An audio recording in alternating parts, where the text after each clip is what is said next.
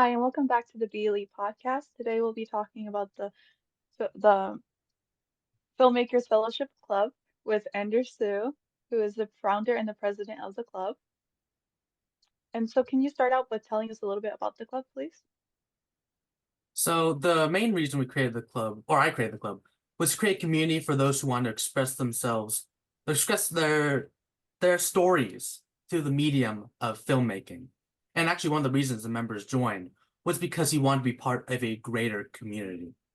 So yeah, we really just talked to we got in the meeting, and then I usually start off with like an icebreaker just to get people chatting up, to get people comfortable, because I know how it can be very uncomfortable.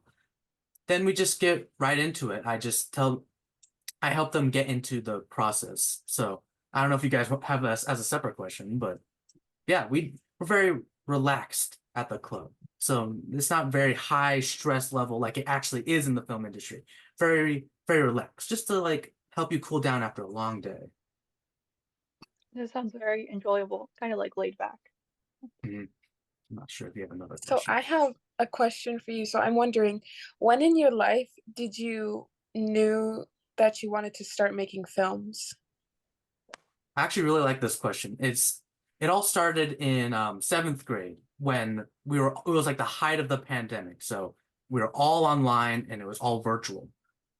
So because physical work was just extremely hard to make, you either had to take a picture or scan it. It didn't look good either when you submit it. So I decided to make a short video for one of my projects. I believe it was for science class. And I used little PNGs to visualize it. I used the what's it called?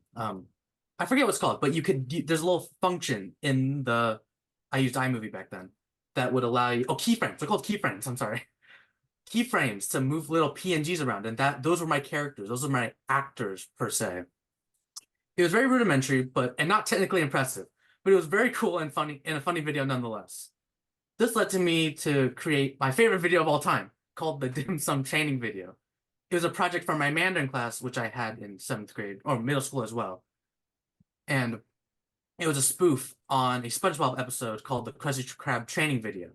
It used the same PNG technique that I use in the science project. I won't get into all the details, but that video was what really got me into filmmaking. It like totally jumpstarted the whole thing. And yeah, so that's why I try to create a funny video whenever I get a big project, say like a midterm or a final project. And if I were to give like a message to everybody watching it, whether you're in high school, middle school, even elementary school, or even if you're an adult, I would encourage all of you to try doing something different when it comes to a project. It doesn't have to necessarily be a video. A video is what I would recommend, but that's just my bias speaking. It just makes it a lot more fun and much cooler to look back upon. I still think the dim sum training video is one of my best works, but my video that will be shown at the film festival might take the cake. I'm just saying, it might take the cake. You know, as a teacher, I would have loved to have seen your work come through my email. It just sounds so creative. Thank you for sharing that. Now, let's talk about the Filmmaker Fellowship Club. When did you decide, like, hey, like, I want to pitch this as a club at Elite? Like, well, when did that spark happen? Um, oh, here. I started thinking about making this club almost exactly a year ago in ninth grade. Mhm. And I wasn't part of LEAP in ninth grade, and the program that I was currently enrolled in didn't have the opportunity to join a club or even create a club. So Elite gave me that opportunity, which I really value and I'm thankful for.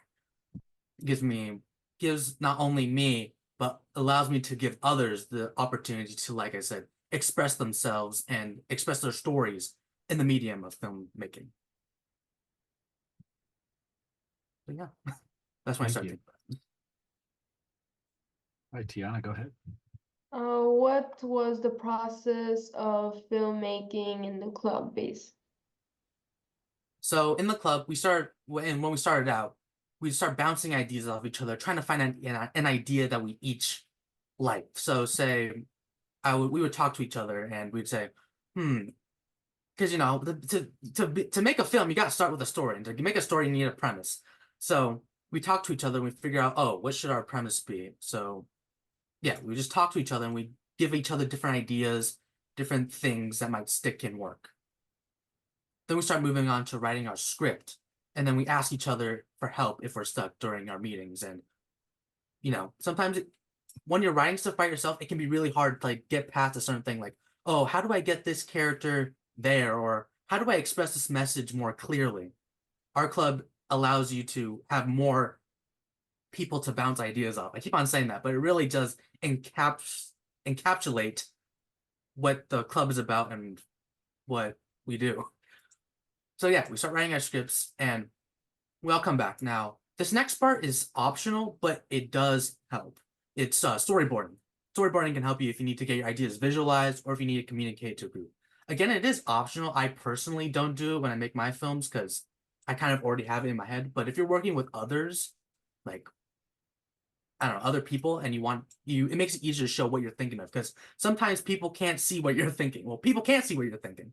So creating a storyboard not only helps you see what you want and like organize it, it also helps others see what you want.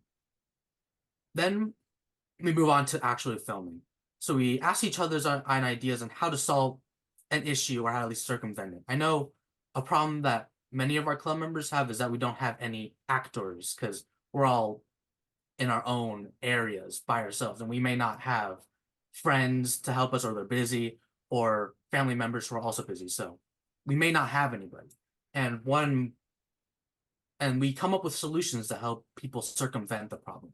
Like they can use, like I said, the PNG method where you keyframe everything, or you can use editing tricks to make it so that you're the only character. You're playing all the characters.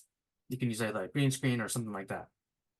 So yeah, that's because I know trying to figure out how to circumvent a problem, like, I don't know, like the actor thing, it can be difficult by yourself. But with other people, it makes it at least a little bit easier.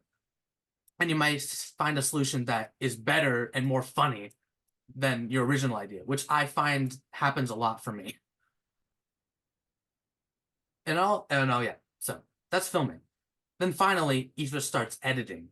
This is personally my favorite part of the film creation process. It gives you a taste of your hard work finally being put together, because when you're filming everything, in your head, it makes sense, but like when you look at it, when you go through it, it doesn't make any sense. It's like they all feel disconnected from each other, especially if you're not filming sequentially, you're filming optimally. So being able to put it all together is so satisfying. And then it also gives you the ability to add stuff afterwards, which you may not have previously been able to do. Like maybe if someone wasn't there during filming, you could add them in post. Or if you need to add a sound effect, you can add one, or add a special effect. Editing allows you to do that. So yeah, and then it's all the regular stuff, like exporting it into stuff, and then yeah, you got your complete film. Boom. Not so hard, right? Not at Sounds all. like Yeah. a long process though. I did have a question though. Where do you guys like post your films? Do you post your films or do you guys just keep it for yourselves? For me personally, I've kept them to myself right now, but this film festival that we're having is to hopefully get us more comfortable with sharing our films to a larger audience. So this will be a big step, especially for me, because I haven't shared my films except with teachers and family. So this is really exciting for me to be able to share it to more people. And I hope it's exciting for everyone else as well. Because I do know that's our next question actually that Annabelle has for us. Mhm. Yes, I was wondering, could you tell us about the upcoming film festival? Yes, the film festival is planned to be held on May 28th at 4 p.m. Mark your calendars. There, our members will present their finished films for all to enjoy. We've been working hard all year to organize the event and the films that will be featured. I hope you can all join us. This is definitely not a subtle ad. So yeah, we're just gonna share films. I have a little slideshow to like help us go through it, but we'll basically be showing each other's film or sharing our films that we've been creating over the school year. And I won't guarantee it, but there may or may not be multiple films from one person. I'm not sure. We haven't gotten the films from everybody, but if you see multiple films from one person, that wasn't a mistake. That's just how it is. But yeah, it's a big event for us, and we're really excited to have it. And yeah, it's not too much, not too complicated. Don't want to make it too complicated, or else things get all wacky whack. So yeah, I hope you all can join us there. Yeah. No, I can't wait to see what all the students come up with. I think it's going to be fantastic. Be on the lookout on Parent Square for that link. Oh, so you yes. can join. Because we want to make sure everybody can join. And Parent Square is like our go-to communication tool. So please check it out. Anders, Sue, thank you so much for joining us today and for filling us in about the Filmmakers Fellowship as well as the film festival. Super excited to see. It's a great way to end the school year with the film festival. So thank you for bringing this opportunity to Elite and to the students, and I can't wait to see what creativity you guys have. So thank you, sir. I appreciate your time. Thank you for your time as well. Absolutely. And make sure you subscribe to the Be Elite podcast, which is on Elite Right. Academic Academy's YouTube channel. You'll get updated for new podcast episodes. We had the esports finals streamed on there this week. There's a ton of things on there. So make sure you guys go and check that out and follow Elite Academic Academy on social media because we're everywhere. So we want to see how you are elite. So make sure you tag us at Elite Academic. All right, everybody. Thank you so much. Take care, and we will see you next time for the Be Elite podcast. Thank you.